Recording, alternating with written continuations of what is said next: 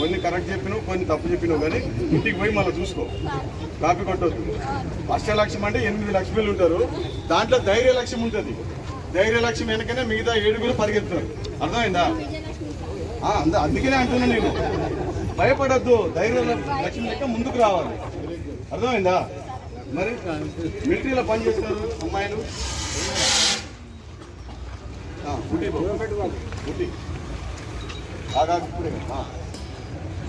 చెప్పు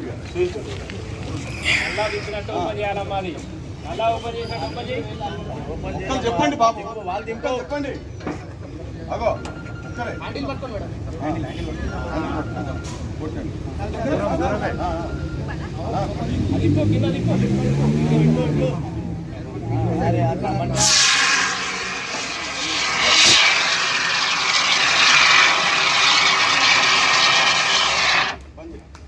very good, very good.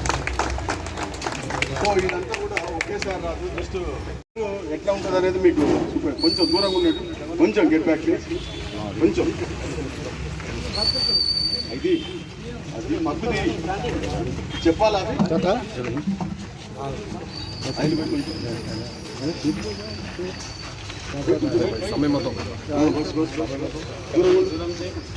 దూరంగా ఉండు.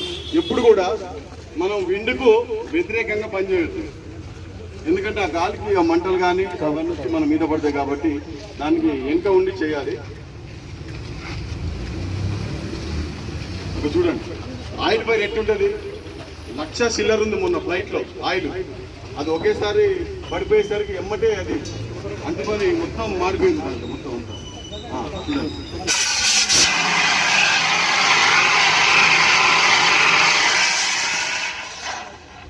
Very good. ఖాళీ అవ్వండి. ఏం పేరు భయం? స్టార్టింగ్లో ఎవరికైనా భయం ఉంటుంది కదా, పుట్టగానే ఎవరైనా పరిగెత్తుతారా అండి? ఎత్తారు. అందుకనే ప్రాక్టీస్ అనేది మోస్ట్ ఇంపార్టెంట్. అప్పుడప్పుడు ఇట్లా ప్రాక్టీస్ చేస్తా అంటే కూడా అవకాశం ఉంటుంది. కాబట్టి ఆ బిల్డింగ్ మీద లైట్నింగ్ అరెస్టర్, మరి బిల్డింగ్ మొత్తం మెయింటెనెన్స్ ఇన్ఛార్జ్ ఎవరో ఒకరు ఉండుంటారు నాకు తెలిసి. ఆ బిల్డింగ్ ఇన్ఛార్జ్ కూడా రిక్వెస్ట్ చేస్తున్నా, ఆ సేఫ్టీకి సంబంధించిన పారామీటర్స్ అన్నీ కూడా నోట్ చేసుకోండి దయచేసి.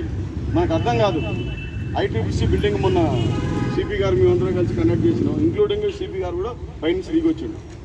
ఆ బిల్డింగ్ హైట్ ఎంత కదా, being a citizen of India ఏదైనా మనకు తినే పడుతుంది మళ్ళీ ట్యాక్స్ రూపంలో. కాబట్టి we have to reduce unnecessary expenditure. So why not use stair cases?